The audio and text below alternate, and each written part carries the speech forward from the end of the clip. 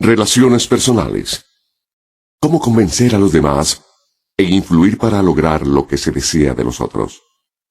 Por Mario Ernst. Ningún hombre es una isla, dijo el poeta, y con eso se quiere decir que todos y cada uno dependemos de los demás. Una isla es algo aislado, solo, alejado de todo. Solamente si vivimos en un monasterio o físicamente nos trasladamos a una isla, donde no haya nadie más, podremos bastarnos por nosotros mismos.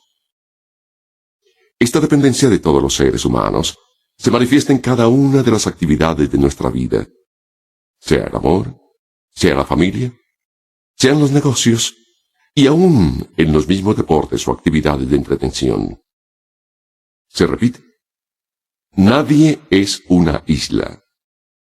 Dependemos el uno del otro. A veces, esa dependencia es directa, como la que hay entre los padres y los niños, o entre el empleador y quien está empleado. Pero muchas veces, la dependencia es indirecta.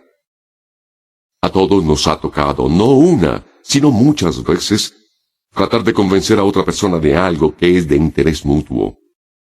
Puede que queramos mostrar a alguien la conveniencia de que haga algo.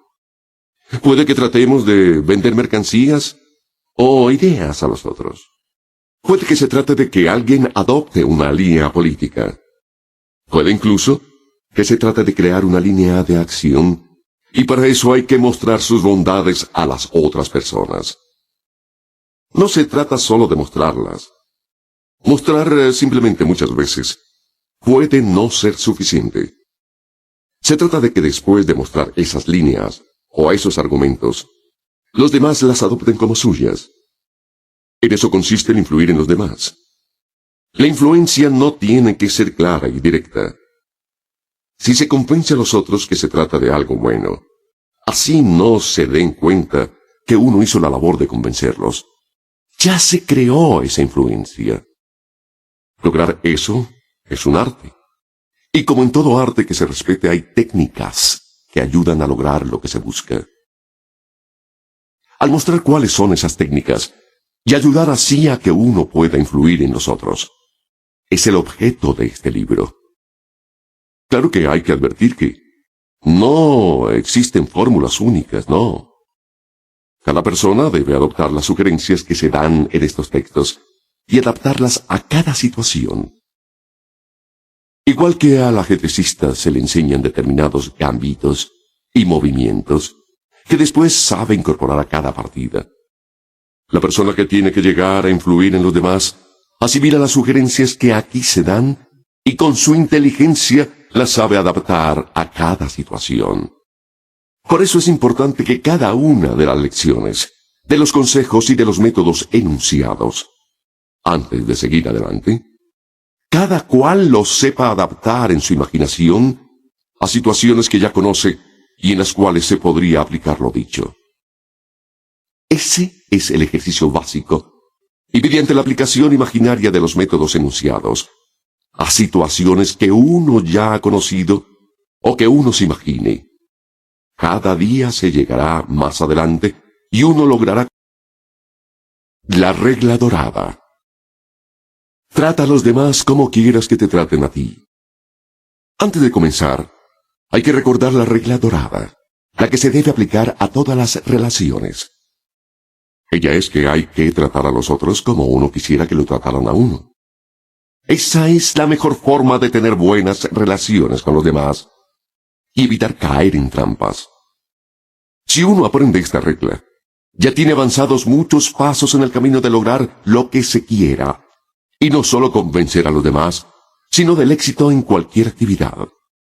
Si uno toma actitudes o acciones que a uno no le gustaría que otra persona nos las hiciera, debe sonar una campana de alerta y saber que se va por el sendero equivocado. El que no aprenda y practique esta regla dorada de tratar a los demás como se quiere que lo traten a uno, comienza mal, y cualquier lección que se le dé será inútil. Por tanto, para que este cursillo tenga éxito, se supone que la persona practica y cumple con la regla dorada. La preparación para llegar a la otra persona. Antes que todo, recuerde que esto debe aplicarse a todo el mundo por igual.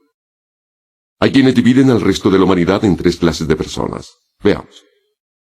Las que son superiores a uno, las que son iguales a uno, y las que ocupan un puesto de inferioridad. Esto es una falacia. Cada uno es un ser humano. Si trata a los que cree superiores con deferencia, y a veces con exceso de respeto, y a los que considera inferiores con condescendencia en ocasiones o de manera despótica en otras, jamás tendrá éxito en influir en ellas. A los primeros puede impresionar su servilismo, y a los últimos podrá darles órdenes que posiblemente cumplan. Lo que no logrará con esa actitud es haber llegado a influir en nosotros, convencerlos de que hagan lo que quiere de buena gana, y a la larga de lograr los resultados que andaba buscando. Por eso, a todos hay que tratarlos como iguales. Repito, a todos. Y a todos se les debe aplicar los métodos que aquí se sugerirán en forma igual. Olvídese de esa presunta superioridad o inferioridad de aquellos con quienes trata. Parta de la base, de que habla de igual a igual con cualquiera de ellos y se sorprenderá de los resultados. Al principio, podrá ser difícil, pero cuando a todos los trate como iguales, por un lado ganará el respeto de quienes antes consideraba superiores y la lealtad de aquellos a quienes antes consideraba inferiores. Es muy básico que usted recuerde que, a menos que haya relaciones afectivas o de amistad, usted no es importante como persona para el otro. No se crea tan importante como para esperar que por su personalidad brillante, o porque sabe echar unos chistes bien echados, inmediatamente va a ser acogido por el otro. Trate de despersonalizar, al menos en las primeras entrevistas, la relación con la otra persona. No quiere esto decir que sea frío, pero a muchos les rechaza una actitud demasiado confianzuda proveniente de alguien que acaban de conocer. Tampoco trate de presentarse como alguien que necesita ayuda. Son muchos los que creen que pueden conseguir algo despertando compasión. Por eso, llegue con confianza, pero no trate de creerse importante o de... Una advertencia. Respete siempre el tiempo de los demás. Antes de seguir adelante, es bueno hacer una advertencia. Muchas veces se cree que el tiempo de los demás no tiene valor, y eso crea un antagonismo. Por eso es importante recordar que toda persona ocupada tiene distribuido su tiempo, y uno no puede abusar de eso. Por eso, es de gran importancia. Primero, si tiene una cita, cúmplala. No llegar a tiempo, hace esperar al otro. Ser incumplido crea una mala impresión y a veces incluso uno se arriesga a que no pueda hablar con la otra persona. La puntualidad es la cortesía de los reyes. Decían en el pasado, y eso se lo aplicaban los monarcas, con más razón usted. Por tanto, planee su tiempo en tal forma que no sea incumplido. Segundo, una vez que está hablando con la otra persona, no se vaya por las ramas. Usted va a cumplir un propósito definido y por tanto no se debe perder el tiempo con actitudes que no llevan a su meta. Por eso, evite comenzar con largas sesiones de chistes. No se ponga a echar chismes que no vienen a cuento. El secreto de llegar a tiempo a las citas. Hay una manera muy simple de cumplir con las citas. Se trata de calcular el tiempo de atrás para adelante. Por ejemplo, si una cita es a las 9 de la mañana, piense. Necesito 20 minutos para llegar al sitio de la cita. O sea que debo arrancar a las 8:40. Necesito 10 minutos para conseguir carro. O sea que debo estar buscándolo a las 8:30. Me demoro 20 minutos en desayunar, o sea que debo comenzar el desayuno a las 8:10. Me debo preparar para la entrevista por 10 minutos, o sea que debo comenzar a hacerlo a las 8. Mi baño y afeitada demoran 30 minutos, o sea que debo comenzarlos a las 7:30. Me toma unos 10 minutos desperezarme y levantarme, o sea que debo salir de la cama a las 7:20. Y poner el despertador a las 7:10. Por lo que pueda pasar, como 10 minutos adicionales, o sea que debo estar despierto a las 7. En esta forma estará seguro de llegar a tiempo a la cita y no le pasará como el que procede al revés, que cree que, por ejemplo, en hora y media estará listo. Se levanta a las 7:30 y, es claro que ni se preparará, ni llegará a la cita a tiempo. Primer peldaño. Planear y no improvisar. Cualquier actividad en la vida requiere de planeación. Si alguien llega donde otra persona a improvisar, no logrará tan buenos resultados como quien ha planeado todos y cada uno de esos pasos, quien se ha preparado y ha analizado las diferentes alternativas. Supongamos, por ejemplo, que usted es un vendedor y ha conseguido una cita con el jefe de compras de una importante empresa para convencerlo de que se cambie a su producto. Desde luego usted sabrá las ventajas y las bondades de lo que va a vender. Si no la sabe, francamente, debería dedicarse a otra cosa y no tratar de ser vendedor. Pero es muy posible que la persona a quien vaya a ver no necesite únicamente que le presenten el producto. Quizá por su cargo, lo conoce tan bien como usted mismo. Pero veamos un ejemplo imaginario de las situaciones que usted debe revelar. En el pasado probaron su producto y dejaron de usarlo porque hubo problemas de calidad, de tiempos de entrega o de equivocaciones en los despachos. Piense entonces cómo va a justificar y explicar que esos fueron casos aislados y las medidas que se van a tomar para que no se repita. Los precios de otros proveedores son más favorables. Debe estar preparado o para explicar la razón de la diferencia o para igualar los otros precios. Hubo roces en el pasado con personal de su empresa y el comprador por eso no compra. Vaya. Aquí debe prepararse para que de pronto crean que con usted también va a haber roces. Un descanso en la escalera. Los pasos para resolver problemas. Aquí vamos a hacer un paréntesis para recordar el método que manda la lógica para la solución de problemas. Estos pasos sirven para cualquier problema, no solo en la vida, sino en cualquier ciencia o actividad. Los problemas se resuelven de manera similar. Primer paso. Plantéese el problema. Parece bobada decirlo, pero no se puede resolver un problema si no se sabe cuál es el problema. De modo que antes que nada pregúntese a dónde quiere llegar, cuáles son las dificultades para llegar allí, y asegúrese que sí es ese el problema que quiere resolver. Segundo paso. Analice y plantee cuáles pueden ser las posibles soluciones. Un problema puede tener muchas soluciones y lo que debe proponerse es encontrar todas las formas de solucionarlo. Tercer paso. Escoja y aplique la solución que le parezca más adecuada. Una vez que tenga varias posibles soluciones y haberlas analizado, escoja la más adecuada para el caso y aplíquela. Cuarto paso. Compruebe que al aplicar esa solución sí quedó resuelto el problema. Muchas veces se aplica una posible solución y se encuentra que el problema no ha sido resuelto. En este caso, hay que volver atrás y escoger alguna otra de las soluciones alternativas planteadas. Con el método lógico anterior, su preparación para enfrentarse a cualquier situación será completa.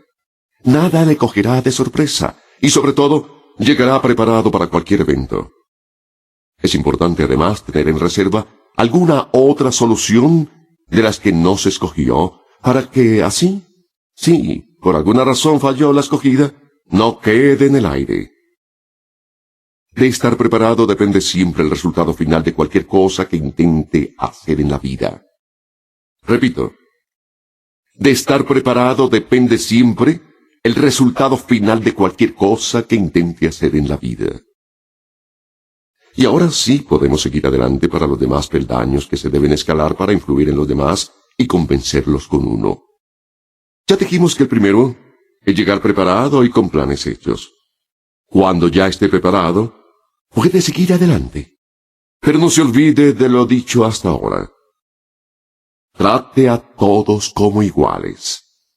Prepárese cuidadosamente para cualquier situación que se pueda presentar. Esté listo para resolver los problemas que se le puedan presentar. Hay una cosa que es conveniente pensar cuando se van a resolver problemas y se van a plantear ideas a otra persona, y por ella siempre se debe comenzar al hacer el planteamiento. Se trata de buscar y comenzar por las cosas que se tengan en común. En lo que ya están de acuerdo, no es necesario convencer al otro. Y es un maravilloso primer paso para comenzar con la labor de convencimiento. Si hay cosas con las que las dos personas ya están de acuerdo. Segundo peldaño. Haga que la otra persona se sienta importante. Ya se ha dicho que es claro que sea quien sea la otra persona, y cuál sea el rango que ocupa con respecto a usted, hay que tratar a todos por igual, sin actitud de superioridad a quienes están en rango inferior, ni en forma servil a quienes están en un nivel superior. Pero no hay que olvidar tampoco que si usted considera importante estar con esa persona, tratar de convencerla o de influir en las decisiones que vaya a tomar, esa persona es importante para usted. Y un error que se comete con frecuencia es no mostrar esa importancia que tiene esa persona. Muchos tratan de ser indiferentes, de disimular la importancia. Ese es un error grave. Si la otra persona se da cuenta de que sus decisiones son importantes, y que usted siente que por tanto esa persona es importante, tiene ganados varios pasos. No hay nada que halague al otro como el que se le demuestre y lo haga sentir importante. La forma más directa es mostrarle respeto, preguntar por sus opiniones, decirle lo que pasará con las decisiones que toma y demostrarle en forma indirecta que usted siente la importancia que tiene el otro.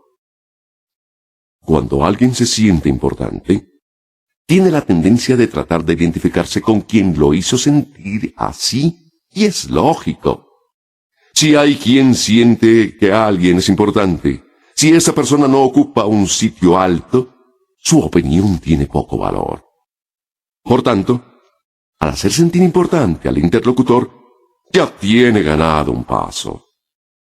Esa importancia se le puede decir directamente, informando a la persona cómo respeta sus opiniones y su posición, o en forma indirecta, haciendo alusión a logros que usted sabe esa persona ha alcanzado. Una consecuencia. Trate siempre de elogiar, pero evite que el elogio se convierta en adulación. Es claro que una forma de hacer sentir importante a alguien está en elogiar lo que esa persona ha alcanzado, mostrar que se conocen sus obras, sus triunfos, y por tanto, uno debe tratar de elogiar siempre a quien desea convencer o en quien desea influir. Pero hay que ser muy claro. Un elogio para que tenga valor debe ser sincero. No se trata de llegar a decirle a otra persona lo elegante que es, lo bien presentada, o cómo habla de bien. Eso no es elogio, es adulación. En la adulación lo que existe es decir algo que uno cree que le puede agradar al otro, y por eso casi nunca la adulación es sincera, y es usualmente rechazada. El elogio, en cambio, es una enumeración, así sea en forma indirecta, de los méritos que tiene la otra persona. Por ejemplo, mencionar un artículo en el periódico que haya escrito es una forma de elogiar, puesto que muestra que lo ha leído, que le ha interesado, y que le interesa comentarlo. Si la persona ha recibido un premio, Simplemente mencionarlo y felicitar por él es una forma de elogio. Si alguien ha sido nombrado en una posición honorífica, preguntar qué implica muestra que sabe de esa posición y la persona se siente elogiada. Es decir, y en esto hay que ser muy claro, el elogio debe ser siempre a lo que la persona ha logrado y no a lo que la persona es. En otra forma se convierte en una forma no de elogio, sino de adulación. Y es bueno poder distinguir entre las dos. La adulación está basada en adjetivos, es decir, que algo es bueno o bello o importante, sin más detalles. El elogio está basado en hechos, sin adjetivos. Tercer peldaño. No discuta y no tome las cosas en forma personal y nunca levante la voz. Cuando ya esté con la otra persona y ya haya planteado lo que quiere decirle, la persona muchas veces le va a responder con objeciones. No olvide que aquel a quien quiere convencer y en quien quiere influir ya tiene previamente sus conceptos formados y lo que usted quiere es cambiarlos. Si le presentan objeciones, nunca las discuta. Eso es tan importante que lo repito. Nunca discuta las objeciones del otro. La mejor manera en ese instante es decirle algo así como: mire, lo que usted dice es muy razonable. Es posible que tenga razón, pero me gustaría plantearle esta alternativa, etcétera, etcétera. Cuando la persona no se le está discutiendo, no va a insistir en su punto de vista y lo dejará hablar. En cambio, si discute, lo más probable es que mientras más se avance en la discusión, más se convenza el otro a sí mismo que tiene razón. Por tanto, no discuta. Simplemente lleve la conversación a otro terreno, y así puede plantear sus puntos de vista y comenzar el objeto de convencer al otro. Por eso, hay algo que es de la mayor importancia. Cuando trate de convencer a alguien de algo, comience por encontrar cuáles puntos ya están en común. ¿En qué están de acuerdo? Es claro que si se comienza por aquello que usted y la otra persona comparten, al haber lugares de encuentro, ya es fácil pasar a hablar de los puntos de los que quiere convencer a la otra persona. Muchas veces se olvida esto tan elemental que es más lógico comenzar por aquello en que ya se está de acuerdo. Porque eso implica que no se comienza en ceros. Si uno no sabe en qué está ya de acuerdo con la persona a quien quiere convencer, es mejor empezar por hablar sobre los temas, hacer un trabajo de exploración y encontrar esos puntos comunes. Lo anterior tiene otra ventaja, y es que la otra persona se da cuenta de que usted está interesado en ella, en sus puntos de vista y en lo que piensa, y por tanto pasar a convertir sus propios puntos de vista, a convencer a la persona, se simplifica grandemente. Igualmente, tenga en cuenta siempre que las cosas deben plantearse en forma impersonal. Nunca crea que lo están insultando, que el otro es enemigo suyo, que no le cae bien, y nunca crea que lo que le dicen es algo personal. Si la persona creyera alguna de estas cosas, lo más probable es que comience por no recibirlo. Igualmente es importante conservar siempre el tono de conversación. Muchas veces se tiene la tendencia a levantar la voz y dar equivocadamente la sensación de que está regañando a la otra persona. Levantar la voz es la manera más rápida de que se acabe la entrevista. Por tanto, jamás pierda los estribos. Si se pone bravo, lo que es una conversación para convencer de algo a otro, se convierte en pelea o en la discusión que, como se dijo antes, siempre hay que evitar.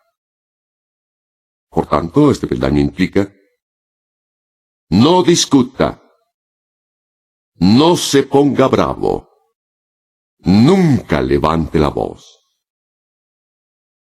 Hay un caso particular que es cuando hay que hablar con un subalterno que ha tenido un error. Lo peor que puede hacer es regañarlo. No olvide que usted está en situación de superioridad con relación a esa persona. Y que gritar a alguien así es parecido a lo que hacen los matones con quienes... Intermedio. No amenace. Una consecuencia directa de lo anterior es que no debe tratar de convencer al otro con amenazas. Nunca amenace. Lo malo de las amenazas es que si la razón por la cual se amenazó persiste, hay que cumplir la amenaza. Al no cumplirla queda como un histérico o como una persona que habla en el aire. Eso de decir, si no hace tal cosa, yo haré tal otra. La mayor parte de las veces no tiene credibilidad, y la persona que hizo la amenaza queda mal. O si la amenaza se cumple, puede pasar que se pierde un colaborador que se supone que era importante, ya que si no lo fuera, simplemente no se le amenaza, sino que se prescinde de él. No hay que olvidar la vieja fábula del sol y el viento apostando a que pueden hacer quitar la capa a un caminante. El viento sopla y sopla, y todo lo que logra es que el caminante se envuelva más en su capa. Pero el sol comienza a calentar, y tanto lo hace, que el viajero se quita la capa solo. La moraleja es que con calor y cariño se logra más que con fuerza. Lo mismo saben los arrieros que tratan de hacer andar un asno. Le pueden dar rejo y azote, y el asno no se mueve, no señor. Pero se le pone una zanahoria, y el asno comienza a caminar. Es claro que a las malas poco se logra, y lo que se logra es de efecto a corto plazo. Es mejor hacer las cosas a las buenas, ser positivo, ofrecer premios si se logra una meta, y no amenazar con castigo si no se llega a ella. ¿Cómo presentar las cosas? No dé órdenes, haga sugerencias. Igualmente de la manera como usted presente las cosas puede depender el resultado en los demás. Por eso es buena idea recordar que a la gente no le gusta que le den órdenes. El soldado raso a quien el sargento ordena a gritos sabe que esa es la situación en la vida militar, pero en el mundo de todos los días, la gente prefiere que las cosas se las digan a las buenas, sin que les ordenen. Si usted le dice a alguien, salga y arregle ese problema, la persona se siente presionada, y lo hará, pero de mala gana. Pero si le dice, este problema existe, y usted es de los pocos capaces de resolverlo. ¿Podría intentarlo, por favor? La persona sale motivada, llena de entusiasmo, satisfecha porque le reconocieron la capacidad de resolver el problema, y hará lo que sea necesario para cumplir. Hay que recordar que la gente resiente que le den órdenes así, porque eso recalca una posición de subalterno, de inferioridad que a nadie le gusta. En cambio, si se hace la sugerencia, la persona lo hará encantada. Lo mismo se puede aplicar a otras situaciones, cuando todos están más dispuestos a recibir sugerencias que a obedecer imposiciones. Si se quiere influir en los demás, si se quiere convencer a las personas, la forma como se les presentan los... Sugerencia. Siempre es bueno presentar las cosas como si la idea fuera del otro. Cuando se está tratando de convencer a una persona, muchas veces es muy efectivo presentar las cosas no como si se tratara de hacerle adoptar una idea nueva, sino como si la idea proviniera del otro. Es decir, es conveniente presentar los argumentos como si se estuviera repitiendo lo que el otro ha dicho, o como si se interpretara lo que el otro piensa. Por eso, expresiones que nunca se deben decir incluyen: yo creo, yo pienso. Lo cierto es que las anteriores deben cambiarse por ¿no cree usted qué? ¿No piensa qué? ¿Usted estaría de acuerdo con? Pero una manera efectiva de comenzar a convencer a la otra persona es dejarla hablar. Si es usted el que se sienta sobre la palabra y no deja que el otro intervenga, no está ayudando a que su interlocutor asimile las cosas. Muchas veces al dejar hablar al otro, después de haber planteado la idea básica, ayuda a que la otra persona se convenza a sí misma de lo que usted ha planteado. Y se complementa lo anterior ayudando a convencerlo que esa idea era la que él tenía de todos modos desde el principio. Ya ha avanzado en su tarea. Por eso su presentación siempre debe incluir las ventajas que lo propuesto tienen para la otra persona. No hay peor error que tratar de convencer al otro con el argumento que eso es lo que le conviene a usted. Son las conveniencias para la otra persona las que siempre hay que poner como cuestión primordial. Si usted muestra que lo propuesto es conveniente para la persona y para su compañía, y deja hablar al otro, el interlocutor acabará por convencerse a sí mismo que en últimas es lo que quería lograr. Por todo lo anterior, aquí hay otra sugerencia que complementa las anteriores. No diga cosas de las que se vaya a arrepentir después. Mida siempre lo que dice, y en especial, no haga ofrecimientos imposibles.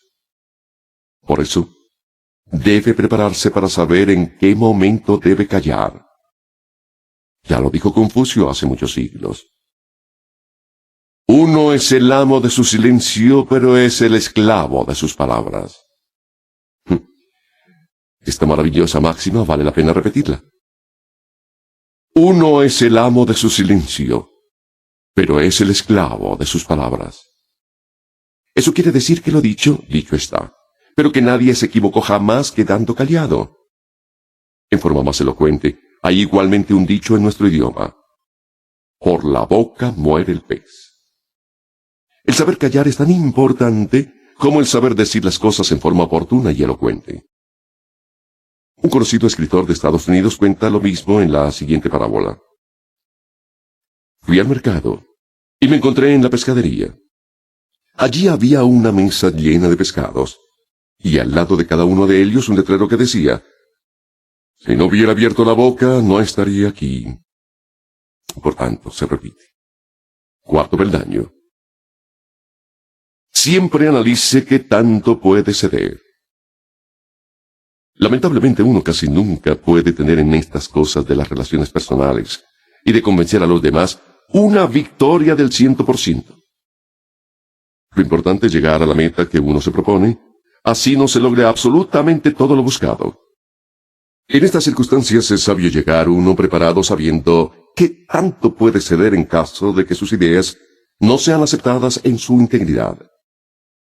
Si uno se encuentra con que hay obstáculos, se debe siempre pensar que hay personas que, al escalar en una montaña, no llegan a la cima, pero sí lo suficientemente cerca como para haber logrado el propósito del ejercicio. En la vida es igual.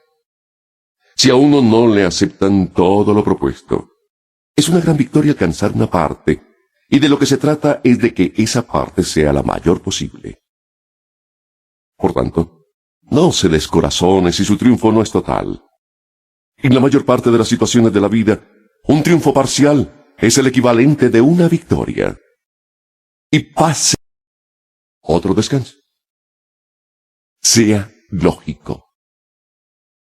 Muchas veces las cosas que uno dice resultan un tiro que sale por la culata, por lo que están basadas en falacias lógicas. Se parte de la base de que nunca se deben decir mentiras. Las mentiras siempre, más tarde o más temprano, se descubren. Y con eso se cierran todas las puertas, ya que así le den nuevas oportunidades de convencer e influir a las otras personas. No le van a creer. Por tanto, si en algún momento la verdad puede perjudicarlo, es mejor cambiar el tema o aceptar lo inevitable. Pero nunca, oiga bien, nunca se debe uno apartar de la verdad. Lo malo es que en muchas ocasiones hay personas que dicen cosas que no son ciertas y las creen. Eso de creer sus propias mentiras a la larga es perjudicial porque nunca va a poder hacer un balance de la realidad. Por tanto, así sea crudo, no solo no debe decir mentiras, sino si alguna vez tiene que decir algo que no es exacto. Debe ser consciente de esto y no creerlo usted mismo. El caso clásico de la persona que dice mentiras y se las cree es el de la maravillosa obra de teatro La muerte de un viajante, de Arthur Miller. En esta obra hay un personaje, Willy, que ha sido un vendedor toda su vida, y toda su vida ha exagerado el tamaño de sus ventas. Toda su vida ha afirmado que ha tenido triunfos que nunca ha tenido, y lo peor es que el mismo Willy se las cree. La gran tragedia suya es que por estar diciendo estas mentiras y creerlas, Willy acaba por ser un fracaso, y lo que es peor, hace fracasar a todos los suyos, porque llegaron a creer esas mentiras y al descubrir, como pasa más tarde o más temprano, que todo eran ilusiones, van al fracaso. Por tanto, el peor error es decir mentiras, y peor aún es creerlas cuando se han dicho. Pero muchas veces, lo que se dice no es una mentira, pero sí es una falacia, es decir, una falta a la lógica. La lógica consiste en exponer las cosas partiendo de conocimientos existentes. Por ejemplo, si uno dice que en una partida de fútbol el resultado fue de 3,5 goles, contra 1,5 goles, uno sabe que hay una falta a la lógica porque los goles y los puntajes en fútbol siempre son números enteros y no hay medios goles. Para una persona que sepa de fútbol, si se le habla de que se metieron 3,5 goles, inmediatamente ve que hay una falacia. Pero supongamos que eso se le dice a una persona que no sabe de fútbol. Ella no tiene por qué saber que no puede haber medios goles, y por tanto va a creer lo que se le dijo. Este es un ejemplo de falacia lógica y de los peligros que ellas implican. Esas falacias lógicas a veces no son tan evidentes, y por eso es bueno conocer algunas de ellas que muchas veces se usan o usan en uno, sin que se caiga inmediatamente en cuenta que allí hay algo falso. Por tanto, el usar la falacia lógica, aunque no es tan peligroso como cuando se dice una mentira, si la otra persona cae en cuenta de eso, ya hay un punto en contra de uno. De todas maneras, es útil conocer cuáles son esas falacias lógicas, porque sabiendo cómo son, se pueden evitar. Igualmente, cuando la otra persona las usa, uno puede analizarlas y darse cuenta de lo equivocado del argumento que se está usando. La falacia lógica más común es la generalización simplificada. Por ejemplo, alguien puede decir que el ejercicio es bueno y por tanto todo el mundo debe hacer ejercicio. Aparentemente aquí no hay ninguna falacia hasta que uno examina más a fondo la frase. Es cierto que el ejercicio es bueno, pero no siempre todo el mundo debe hacer ejercicio. Por ejemplo, a una persona que sufre del corazón, puede serle perjudicial el ejercicio. Por tanto, cuando se habla de que todo el mundo debe hacer ejercicio, se está haciendo la generalización simplificada, que es una grave falacia lógica. Si uno llega como vendedor a donde un cliente y le dice que compre un producto porque todo el mundo lo está comprando, puede hacer esa falacia.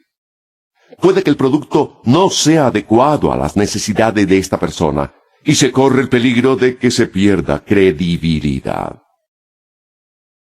Una falacia similar es la generalización con falso fundamento. Por ejemplo, si alguien dice, pero es que a Pedro le gusta la música clásica.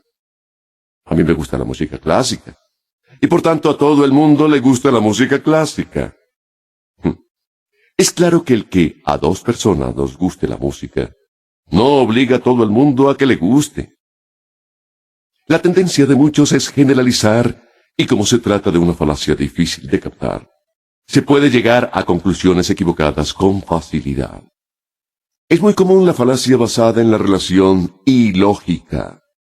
Por ejemplo, cuando alguien dice que cada vez que llamo por teléfono a mi amigo me da gripa, Por tanto, para que no me dé gripa, no debo llamar a ese amigo. Es clarísimo que no hay relación entre la gripa y la llamada por teléfono. Y por eso, esa relación es ilógica. El ejemplo era fácil de captar. Pero si se hace en forma más sutil, como decir, todos los que han negociado este producto en Francia se han vuelto millonarios, y por tanto, debe negociarse este producto aquí para uno volverse millonario. Se está haciendo una generalización ilógica y que puede traer malos resultados.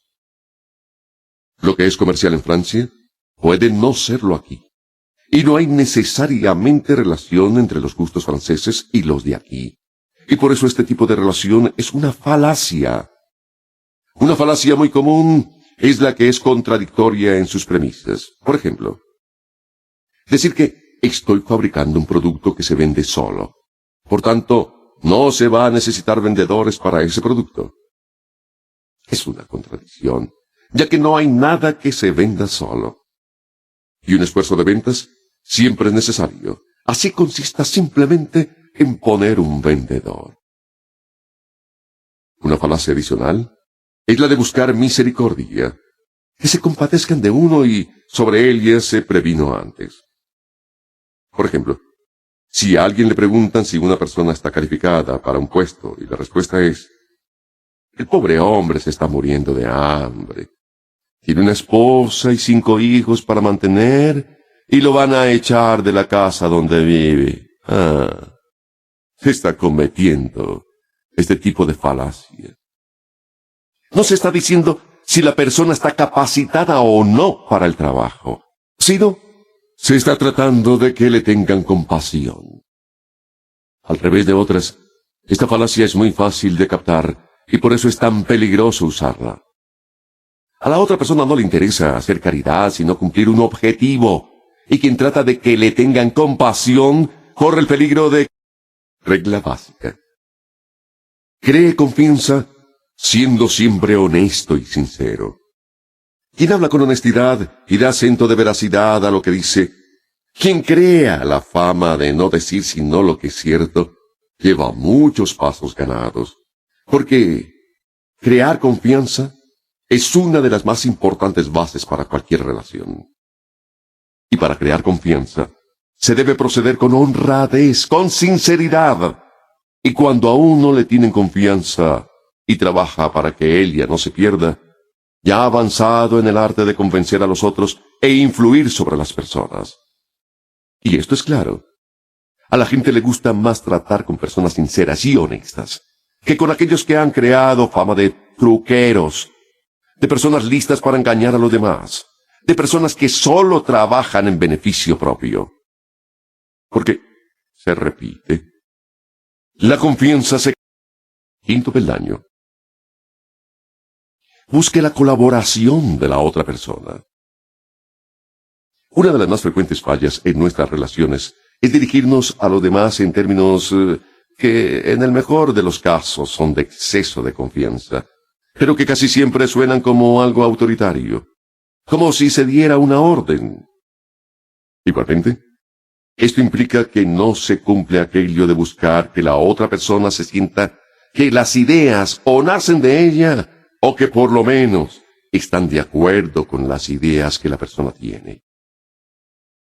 Lo anterior se evita si la manera de dirigirse a aquel a quien se quiere convencer o influenciar implica que la persona está participando activamente en la decisión, que ella es fruto de un deseo espontáneo y no de una imposición. Por eso, es básico que no haya presión hacia el otro. Hay una conocida ley de la física que dice que toda acción crea una reacción. En forma similar, si la otra persona se ve presionada, va a reaccionar desfavorablemente hacia lo que se está pidiendo. En cambio, si los argumentos se presentan en tal forma que impliquen que se está buscando la colaboración de la otra persona, repito, la colaboración de la otra persona, ella misma irá convenciéndose de que lo que se propone es adecuado. Por eso, siempre hay que usar expresiones como hágame el favor, ayúdeme a aclarar esto, Aconséjeme sobre este punto. ¿Qué cree usted?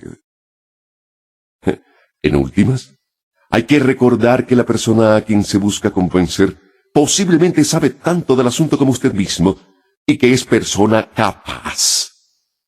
Nunca menosprecie a los demás. Otro descanso. No dé la impresión en la otra persona de que la está presionando o tratando de engañar. Las técnicas que se han descrito antes tienen que ser manejadas con mucha discreción. Ya se habló de la necesidad de ser sincero en lo que se dice, ya que de ninguna manera se debe llegar a que la otra persona vaya a pensar que se la ha estado engañando.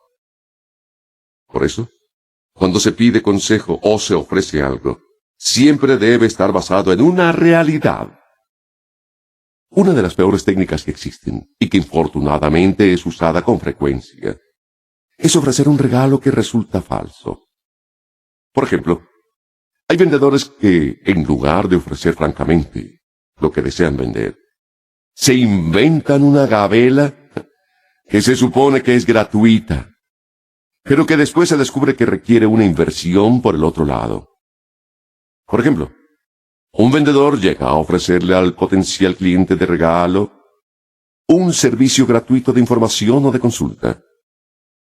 Cuando el cliente lo va a tomar, se le informa que para tener ese servicio gratuito debe comprar una voluminosa enciclopedia. Es claro que la persona de un momento a otro nota que lo que era gratis no lo era en realidad, y que la inversión que tiene que hacer sobrepasa con mucho el costo del presunto regalo.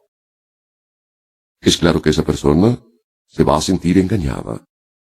Va a creer que abusaron de ella. Y así, lo que se desea vender más el servicio adicional, sean reales, la persona seguramente va a negarse a caer en lo que cree que es un engaño. Mucho más lógico en este ejemplo es presentar lo que se quiere vender, y entonces agregar que si hace esa compra, entre otros beneficios tendrá gratuitamente el mencionado servicio de consulta. Eso es presentar en forma honrada y realista, y no da oportunidad al cliente de que crea que ha estado tratando de abusar de él. Lo mismo sucede en cantidad de oportunidades cuando la compra de algo trae gratuitamente una hada de ala. Es más conveniente siempre ofrecer el artículo por comprar y darle el atractivo de la hada de ala gratuita o de bajo costo que comenzar por el regalo y condicionarlo a la compra. ¿Cómo se ve? Este es un caso en que el orden de los factores sí altera el producto. Cuando se ofrece un regalo y después el regalo se condiciona a una compra, la persona puede sentir que se está abusando de ella. En cambio, si ofrece lo que se quiere vender y se le agrega el atractivo del regalo, este puede ayudar a convencer al otro y no hay oportunidad para que en ningún momento se sienta que está tratando de engañarlo. Por otra parte, al dar el regalo como consecuencia de la compra, la persona siempre se siente que ha sido beneficiada. Sexto peldaño. Sea siempre positivo en sus presentaciones y argumentos. Entre las falacias lógicas, se habló de la apodada envenenar la comida, que consiste en tratar de convencer al otro de algo, hablando mal de los otros como persona, o tratando de desacreditar el otro producto. Esto trae como consecuencia que se pierda la confianza en quien así procede. Pero además, existe el problema de que a la gente no le gusta no le gusta que se sea negativo. Cuando se habla mal de los otros, se está siendo negativo, y se crea no solo una mala impresión, sino que además se corre el peligro de que la otra persona entre a defender el producto que se está desacreditando. Veamos dos ejemplos de presentaciones. La una negativa y la otra positiva. La presentación negativa sería decir: usted no debe comprar el otro producto porque se cae a pedazos al poco tiempo, no tiene servicio ni garantía y además está fabricado con componentes de segunda. Fíjese que al presentar así, usted lo único que ha hecho es hablar mal del otro producto, pero en ningún momento ha mencionado el suyo. La otra persona no tiene por qué adivinar la alternativa que usted espera adopte, que es usar su producto, cuando no lo ha mencionado ni una sola vez. Además, puede informarle que su experiencia ha sido diferente, que lo considera un buen producto, con mucho respaldo. Y a la larga el cliente acabará convenciéndose a sí mismo de lo bueno que es el otro producto, con lo cual todo lo que ha conseguido es que su presentación negativa haga que la otra persona... Otro descanso. Reconozca sus errores. Además, al no mencionar a los otros competidores, a quienes seguramente no conoce tan bien como lo suyo propio, tampoco tiene el riesgo de decir algo equivocado. Pero si se equivoca, sea en esto o en cualquier cosa que diga, no espere a que lo corrijan. Reconozca su error y siga adelante. No discuta si ha caído en un error. Al discutir va a recalcar que se equivocó. En cambio, si reconoce la equivocación, nadie va a insistir en ella y seguramente al poco tiempo se olvidará. Igualmente, si hizo algo mal hecho, no solo debe reconocerlo, sino que debe enmendarlo antes de que le soliciten que haga esa enmienda. Al ser positivo, se disminuyen las posibilidades de equivocación. Pero reconocer el error, si se cometió, es el signo de la persona de carácter. Además, cuando uno reconoce en forma clara y franca un error, se ahorra que le hagan reclamos y muy probablemente despierte la admiración del otro por su honestidad y carácter. Claro que si se ha preparado lo suficiente, como se indicó antes, la posibilidad de equivocación o de error disminuyen en forma geométrica. Pero como todo el mundo puede equivocarse, no vacile si lo ha hecho. Reconozca la equivocación y haga la enmienda. Pero igualmente, no se detenga demasiado en esa equivocación. Una vez que la haya reconocido, siga adelante, por favor, y no se dedique al placer masoquista de restregar lo que hizo mal, que así adquiere una importancia excesiva. Y si comete un error, no solo debe reconocerlo, sino también hacer la enmienda. Hacer la enmienda implica, desde luego, hacer todo lo posible porque el error se desbarate, y si no es eso posible, desbaratar las consecuencias del error. Ocasionalmente eso puede tener un costo alto. Séptimo peldaño. Cuídese de las falsas victorias. La historia cuenta de un rey de la antigüedad llamado Pirro. Este monarca tuvo toda clase de triunfos contra los romanos, hasta el punto que logró desalojarlos de muchos sitios que ellos dominaban. Pero una de sus batallas fue en la localidad de Ascoli, en la cual los ejércitos de Pirro fueron diezmados y perdió buena parte de su material y de sus hombres. Acabó haciendo huir a los romanos, pero las pérdidas de Pirro fueron tantas que fue casi como si hubiera perdido. Se dice que Pirro dijo: «Otra victoria como estas y desapareceré». Desde ese entonces existe la impresión victoria pírrica, para aludir a triunfos que se han logrado a base de pérdidas excesivas. Un sabio dijo que quien no aprende las lecciones de la historia está condenado a repetirla. Si se aplica esto a un triunfo que uno pueda tener con un asociado, con otra persona, con alguien en quien se desee influir, es bueno analizar cuáles pueden ser las consecuencias de esa victoria. Si esas consecuencias son perjudiciales, muchas veces es mejor no ganar. Un ejemplo clásico es el de un vendedor que tenía un excelente cliente, tanto por la cantidad que compraba como por la exactitud en los pagos. Pero una vez, ese cliente tuvo un problema con su flujo de caja y tuvo que demorar el pago. El vendedor puso el asunto en manos de un abogado que logró que la persona pagara. Cuando el cliente resolvió sus problemas, no volvió a comprar nada a ese proveedor. Este tuvo su pago oportuno, su victoria. Pero por no tener paciencia con quien toda la vida había sido un excelente cliente, lo perdió. Es decir, la victoria de lograr un pago a tiempo se convirtió en derrota porque perdió el cliente. Otro caso que pasa con frecuencia es el de un excelente profesional, a quien un día una persona que tiene que hacer uso de sus servicios tiene que hacerle un reclamo y lo hace con excesiva acidez. El profesional actúa como se esperaba, pero no vuelve a querer tener tratos con él. Reflexión. No sea rígido.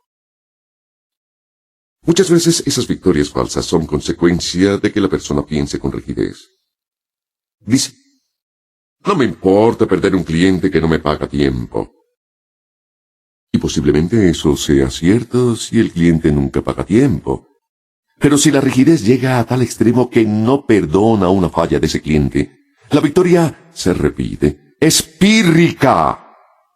Y lo que se perdió con esa victoria es mucho más que si no se hubiera ganado. Por eso no se puede ser rígido. Y hay que analizar siempre que se va a entrar en una batalla, en una discusión, o a redimir una diferencia. No solo lo que se desea lograr de inmediato, sino cuáles van a ser las consecuencias en el futuro. Ser demasiado rígido es lo que muchas veces hace perder clientes, hace perder amigos o hace perder relaciones. Quien es capaz de adaptar sus acciones, no solo a las necesidades del momento, sino a lo que sucederá en el futuro, es quien triunfa y tiene éxito en lo que logra. Lo positivo es pensar no solo en la victoria inmediata, sino saber analizar si esa victoria... Descanso. Un ejemplo en negocios de victorias que se convierten en derrotas. Está el caso de dos empresas que producían productos diferentes, con tanto éxito que cada una de esas empresas era de las más grandes del país. Pero un día, en forma ambiciosa, y porque sentía que había sido tratado mal por el otro empresario, uno de los dirigentes decidió meterse a competir con los productos del otro. Hizo inmensas inversiones para crear fábricas similares a las que tenía el segundo, y, efectivamente, logró quedarse con una porción del mercado. Mientras tanto, el segundo empresario, para contestar a lo que consideraba una invasión a sus terrenos, igualmente hizo grandes inversiones para crear industrias que compitieran a las del primer empresario e igualmente consiguió una porción de ese mercado.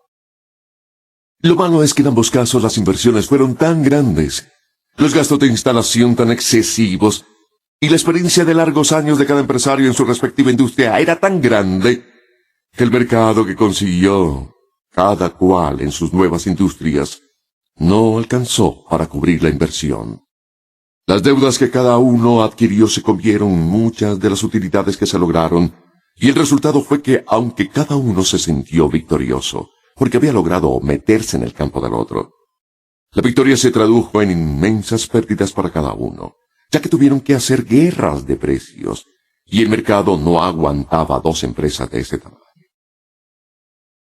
Afortunadamente, a la larga se dieron cuenta que si seguían ganándole al otro, acabarían en la quiebra. Y después de una reunión, cada uno decidió reflexión. Recuerde que siempre debe tener presente cuál es la meta a la que quiere llegar. Todo lo anterior pareciera que fueran digresiones.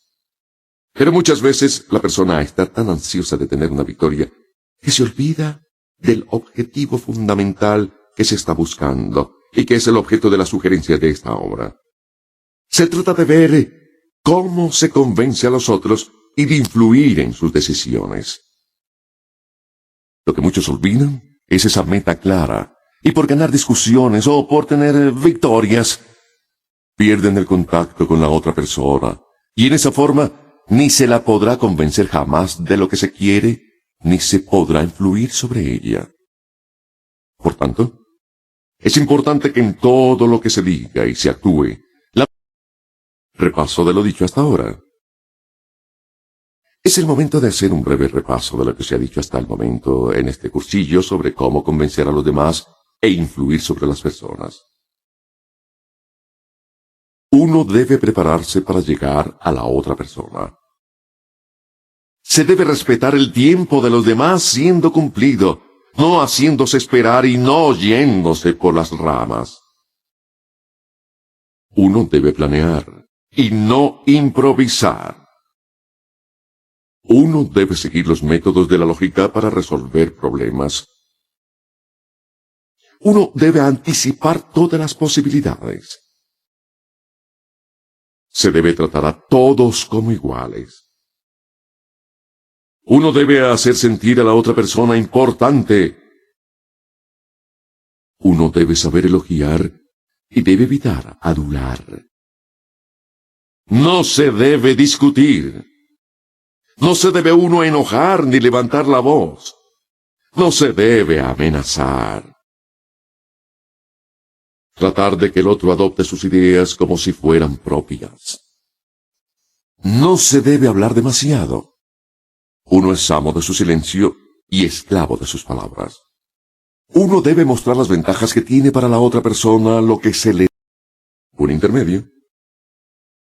¿Cómo aplicar lo aprendido a comités y reuniones? Muchas veces, a quienes hay que convencer e influenciar, no es una persona. Si uno es parte de un comité o si participa en una reunión, no es una sola persona a quien hay que convencer, sino a un grupo más o menos grande. En este caso, se pueden aplicar las mismas reglas que se han aprendido, pero desde luego con las variaciones que exige la psicología de los grupos. En una reunión debe comenzarse por identificar quiénes forman parte del equipo de uno, quiénes son neutrales y quiénes están en contra. Entonces la labor consiste en atraer hacia sí a los neutrales y convencer a los contrarios. Si estos son tan pocos que uno ya tiene mayoría, de todas formas hay que tratar de convencerlos. Así uno la cree a tener ganada, para evitar la victoria pírrica. Y la mejor manera es presentando con claridad los argumentos que uno tiene y mostrar las ventajas que hay al adoptar los puntos de vista de uno. Es curioso, pero es más fácil lograrlo cuando se está en un grupo que a nivel individual, ya que la gente siempre intenta aliarse al lado que parece. Séptimo peldaño. No haga quedar mal a los demás. Infortunadamente, muchas veces convencer al otro implica que tiene que cambiar en la otra persona una forma de pensar o de hacer las cosas, y se corre el peligro de que la persona no se deje convencer porque tiene miedo de desacreditarse. Por tanto, si eso puede suceder, es importante buscar salidas que permitan que el otro quede bien. Por ejemplo, si una persona ha estado comprando un producto equivocado, porque es más caro o porque no llena sus necesidades, al convencerlo de que compre el producto correcto, debe hacerse no sobre la base de la equivocación, sino, por ejemplo, de sugerirle a la persona que puede presentar ese cambio de proveedor como una forma que ha encontrado para economizar dinero a la empresa. Deje que la otra persona se lleve el crédito por eso. Y al no quedar mal, hará el cambio porque además le va a traer prestigio. Muchas veces se pierde la oportunidad de convencer a otra persona por el temor que ella tiene de que se den cuenta de que estaba equivocada. Octavo peldaño. Permita que la persona se sienta motivada a hacer lo que usted le propone. Uno no debe tratar de convencer al otro sin al mismo tiempo estar seguro que el otro no tiene dudas de, al dejarse convencer, no está cometiendo una equivocación. Si eso no se logra, muchas veces el convencimiento será por poco tiempo. Por eso, hay que buscarle motivaciones a la persona para que adopte las sugerencias de uno y que, al adoptarlas, quede satisfecha de que obró bien. Por eso, al terminar la labor de convencimiento, hay que complementarla con posteriores contactos en que se muestre los excelentes resultados que ha habido y el prestigio que le ha llegado a la persona por haber tomado ese curso de acción. No se debe dejar que queden dudas, sino en todo momento, la persona debe estar convencida de que procedió bien. Noveno peldaño. No permita que la persona tenga excusas o le eche la culpa a los demás. Tampoco deje que sea ella la que acuda a falacias lógicas. Igual que uno no debe culpar a los demás, no hay que permitir que la otra persona se salga por la tangente y sea ella la que justifique no querer hacer algo, buscando a quién echar la culpa. Yo no soy responsable de los errores de los otros. Es frase común en estas personas. Y a ellas hay que explicarles que sí, que es responsable, porque debió haber impedido que esos errores se cometan o corregirlos cuando ya se cometieron. En forma amable, pero firme, uno siempre debe recordar a la persona que ella es importante y que por eso tiene responsabilidades que le impiden justificarse con los demás. Por otra parte, si uno permite que las excusas prosperen, ellas se repetirán una y otra vez. Por eso, se debe recordar a la persona que por ser ella importante, tiene responsabilidades que le impiden excusarse con los demás. Es una trampa frecuente que sean aceptadas esas justificaciones responsabilizando a otros. Si uno permite que eso progrese, cualquier intento... 10º peldaño.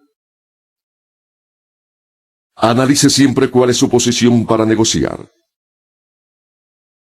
De lo que se trata aquí es determinar previamente qué tan fácil es cumplir con su propósito de convencer a los otros. Uno debe analizar las dificultades que hay. ¿Qué tan fuerte es el convencimiento de la otra persona de lo que se quiere convencer? Y en resumidas cuentas, si su posición para negociar es fuerte o es débil. En el primer caso, no es mucho el esfuerzo que se necesita. Pero en el segundo, es claro que es necesario ver cómo puede llenarse de argumentos y cuál es la manera de romper la creencia del otro. Si uno llega sabiendo cuál es la posición que se tiene, puede adaptarse mejor y crear los argumentos y defensas que se adapten a esa situación. El peor error. Peldaño 11. Sepa expresarse para hacerse entender. Un problema que se tiene con frecuencia es que uno puede tener las mejores ideas y los mejores argumentos, y por no saberse expresar, no tiene oportunidad de exponerlos. Es obvio que si uno no habla bien, no habrá forma de que lo entiendan. Por eso es importante saber expresarse, saber decir las cosas en orden, con lógica. Y para eso, nada hay mejor que la preparación previa. Incluso hay personas que no tienen el don de la palabra, que se preparan escribiendo previamente lo que van a decir. Este es un modo, pero va a ser muy difícil convencer al otro si no sabe decirle de qué es de lo que quiere convencer. Por eso, aunque no se habla de que uno se convierta en un orador, uno sí debe organizar sus ideas en tal forma que al decirlas, las exprese bien. Hable con claridad. No use vocabulario rebuscado. Y exponga sus ideas en orden. Final. Llegar a la cima. Lo que se ha dicho hasta ahora muchas veces puede parecer obvio y hasta perogrullesco. Lo que pasa es que todas las sugerencias que se han hecho se basan en el sentido común. Cuando la base de algo es el sentido común, existe la tendencia a considerarlo como obvio. Pero nada es obvio hasta que se llama la atención a eso. Por eso, es que dicen que el sentido común es el menos común de los sentidos. Pero por eso mismo, es importante que todas las sugerencias que se han hecho se repitan, se practiquen, y que uno busque ejemplos de cómo uno ha aplicado esas reglas de sentido común, y piense en situaciones en las cuales podría igualmente aplicarlas. Lo que aquí se ha dicho no es una serie de reglas para aprender de memoria, sino de situaciones en la vida que se deben practicar. Si uno tiene un amigo que busque lo mismo que uno, Es buena idea inventar con él situaciones imaginarias y practicar. Si se quiere convencer a los demás, todo lo dicho debe ser hecho en forma espontánea y natural. En el momento que la otra persona sospeche que está aplicando unas fórmulas, en ese momento, la corriente se volverá contra usted. Prepárese siempre imaginando todos los argumentos que le pueden dar y piense cómo los va a responder. Si es necesario, practique con un amigo o haga ejercicios escritos de lo que le pueden decir y en qué forma lo puede responder. Si usted trata de convencer a alguien y la persona le da un argumento que lo calla, ha perdido no solo la primera batalla, sino todos los intentos futuros. Y finalmente, recuerde dos cosas básicas. La una, que se repite nuevamente, es la regla dorada, que uno debe tratar a los demás como quiera que lo traten a uno. Y la otra, que se parte de la base de que uno va a tratar de convencer al otro en cuestiones lógicas por un lado,